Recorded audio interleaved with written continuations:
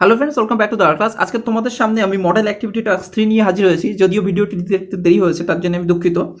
দেখুন, ফার্স্ট দেখো class 10 model activity task আমি 3 নম্বরটা করাবো। তার আগে এটা বলবো, যদি 1 নম্বর এবং 2 নম্বর মডেল অ্যাক্টিভিটি টাস্ক যদি তোমাদের দেখা না থাকে, তাহলে অবশ্যই তোমরা ডেসক্রিপশনে দেওয়া লিঙ্ক থেকে দেখে নিতে পারো, বা প্লে লিস্টে গিয়ে তোমরা মডেল অ্যাক্টিভিটি টাস্কের যে ফোল্ডার আছে সেখান থেকে দেখে নিতে পারবে। ঠিক আছে, তো এখানে ফার্স্ট কোশ্চেন দেখো কি বলছে।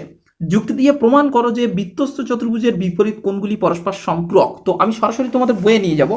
এটা বইয়ে তোমাদের পেজ নাম্বার 164তে আছে, এবং এই ছবিটা এঁকে তোমাদের প্রমাণ করতে হবে। একটা বিকল্প প্রমাণও নিচে আছে, বিকল্প প্রমাণ, কিন্তু এটা করবে না। এটা কিন্তু একটু অসুবিধামূলক আছে, ওটা মানে বেশি সময় মনে রাখতে পারবে না।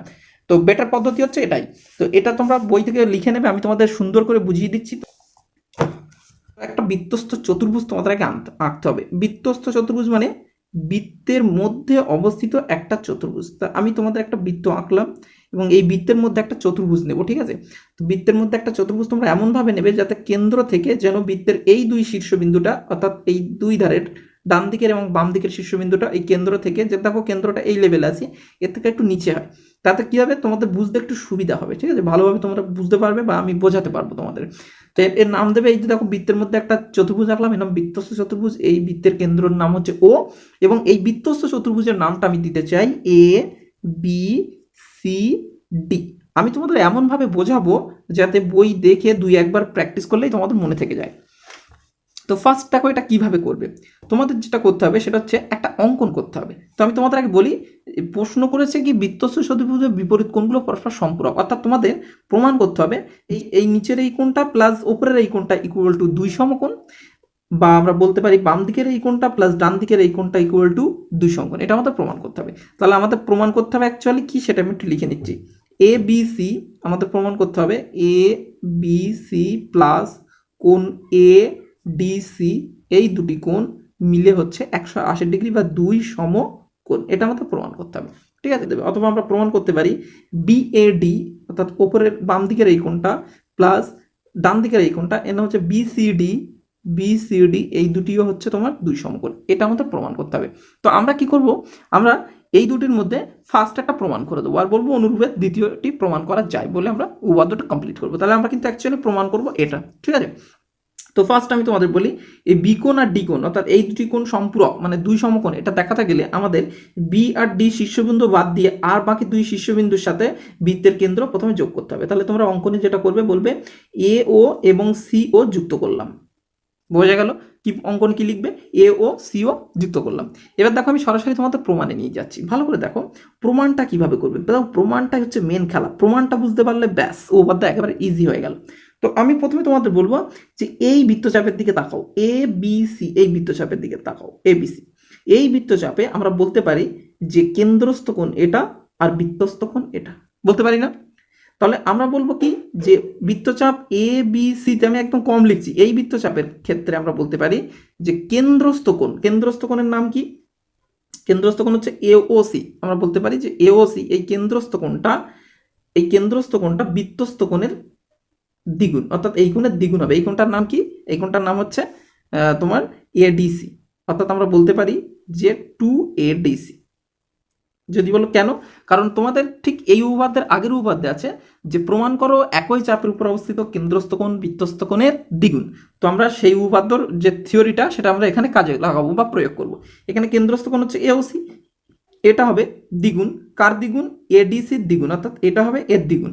ঠিক আছে, তার মানে আমরা বলতে পারি যে এওসিটা হচ্ছে দ্বিগুণ এডিসি থেকে। আবার ঠিক একই রকমভাবে আমরা যদি এডিসি চাপ নেই, এডিসি এই চাপটা নিচ্ছে, এই ওপরের এই চাপটা, তাহলে এই চাপে কেন্দ্রস্থ কোণ হবে এটা। ঠিক আছে, আর বৃত্তস্থ কোণ হবে এটা। বোঝা যাচ্ছে? তাহলে আমরা বলতে পারি কেন্দ্রস্থ কোণ এ ও সি সমান সমান 2 ইন্টু বৃত্তস্থ কোণ, এই কোণটার নাম হচ্ছে এবিসি।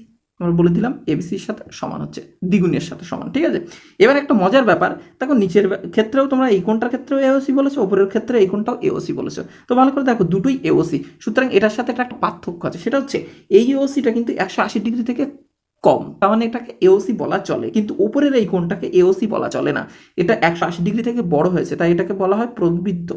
তাহলে প্রবৃদ্ধ এওসি দাও, এই দুটোকে যোগ করে দাও, তাহলে কি হবে, কোণ এওসি প্লাস প্রবৃদ্ধ কোণ এওসি ইকুয়াল টু, এই দুটো থেকে 2 কমন নিলে কোণ এডিসি প্লাস কোণ এ বি সি হবে।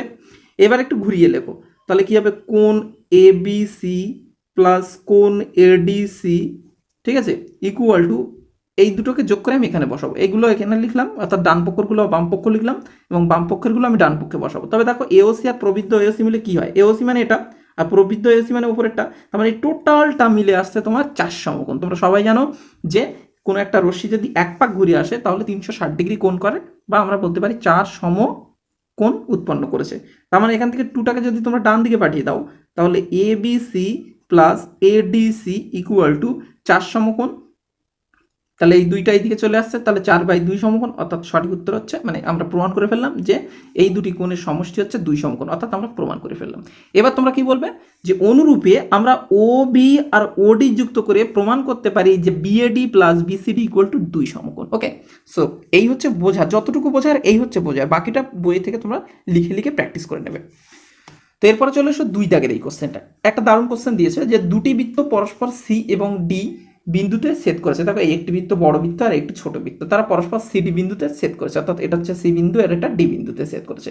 এবং সি বিন্দুগামী দুটি সরলরেখা, সিডি বিন্দুগামী দুটি সরলরেখা, এই যে সি বিন্দুগামী এই ডি বিন্দুগামী দুটি সরলরেখা একটি বৃত্তকে এ বি বিন্দুতে আর একটি বৃত্তকে ইএফ বিন্দুতে ছেদ করেছে।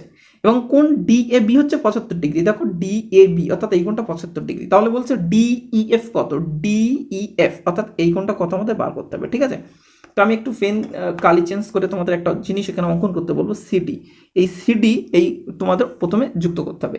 সিডি যেই যুক্ত করবে তখন একটা মজার ব্যাপার, এখনই দেখো বৃত্তস্থ চতুর্ভুজের বিপরীত কোণগুলো আমরা পরস্পর সম্পর্ক প্রমাণ করে দিয়েছি, অর্থাৎ এই কোণ আর এই কোণ মিলে যোগ করে হবে 180 ডিগ্রি বা 2 সমকোণ। ঠিক আছে, তাহলে এখানে দেখো এ বি সি ডি এই বৃত্তস্থ চতুর্ভুজ হলো, তাহলে এই 75 ডিগ্রি আর এই দিকের এই কোণটা যুক্ত করলে কত হবে, 2 সমকোণ অর্থাৎ 180 ডিগ্রি। তাহলে আমরা এটা বলতে পারি ডাইরেক্ট, আমি এখানে ছবিতেই করে দিচ্ছি তোমাদের, তোমরা লিখে লিখে করে নিও। তোমরা কি বলবে যে এক্ষেত্রে আমরা যে এই যে এ বি সি ডি এটা একটি বৃত্তস্থ চতুর্ভুজ, তাহলে এই বৃত্তস্থ চতুর্ভুজের এ কোণ আর সি কোণ মিলে হবে 2 সমকোণ অর্থাৎ 180 ডিগ্রি। তাহলে এ কোণ যদি 75 ডিগ্রি হয় তাহলে সি কোণ কত হবে, তাহলে বলবে কোণ বি সি ডি অর্থাৎ এই সি কোণের মানটা হবে 180 ডিগ্রি থেকে 75 ডিগ্রি বাদ দিতে হবে, তাহলে আসবে কত, 105 ডিগ্রি।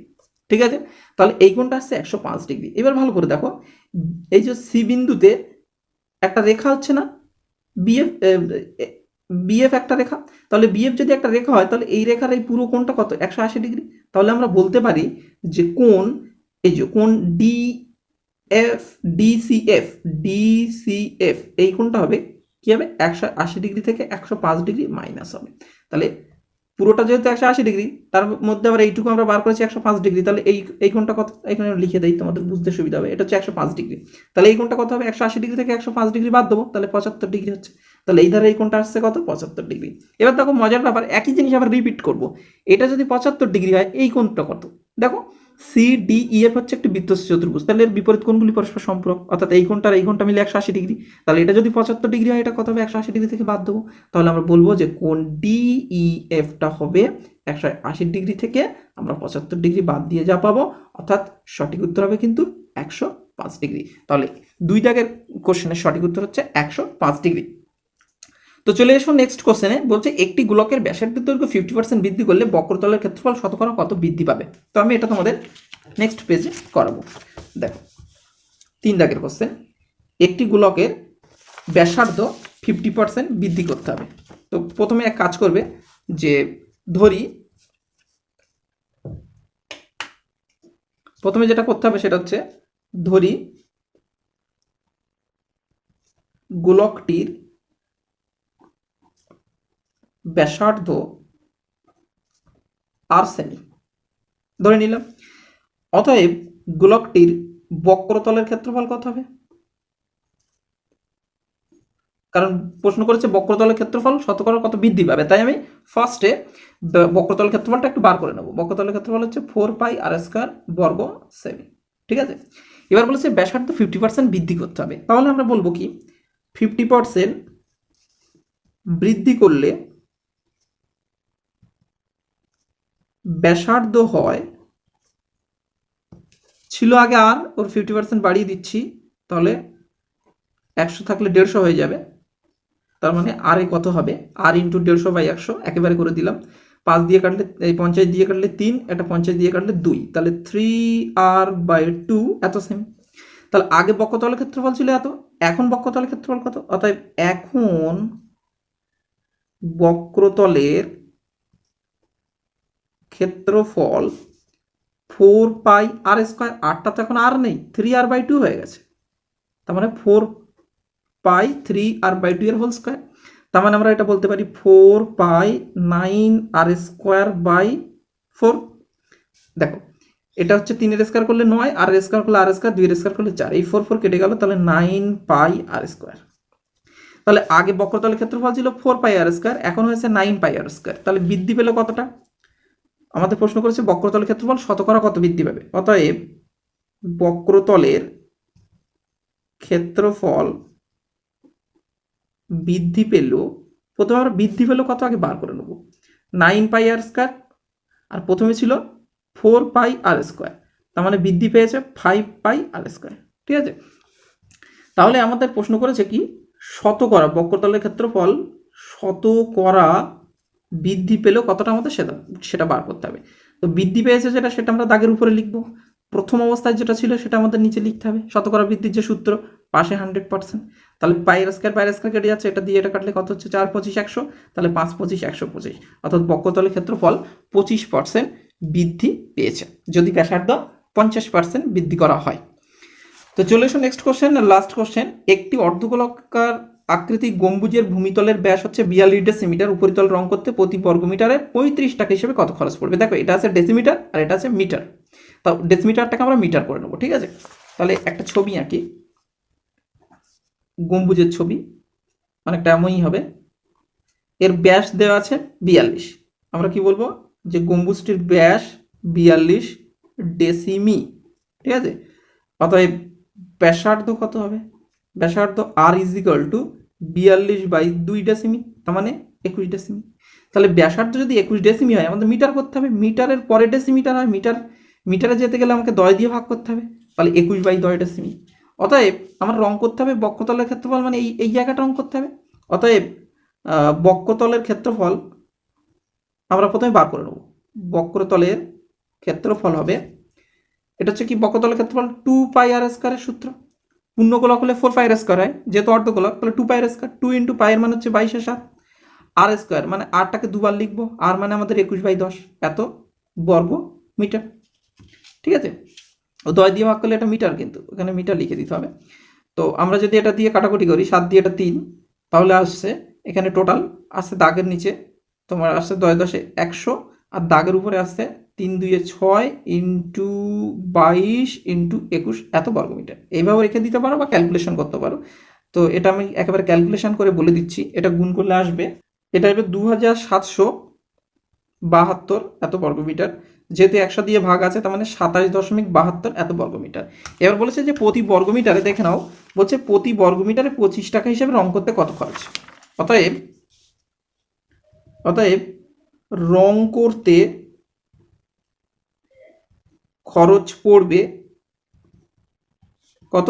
প্রতি বর্গমিটারে 35 টাকা। তো আমাদের টোটাল হচ্ছে 27.72 বর্গমিটার। তাহলে এটা দিয়ে আমি 27.72 আমরা গুণ করে দেবো, আসবে 970 টাকা 20 পয়সা, অর্থাৎ রং করতে এত খরচ যাবে। ওকে, ভিডিওটি ভালো লাগলে বন্ধুদেরকে অবশ্যই শেয়ার করবে। Thank you for watching.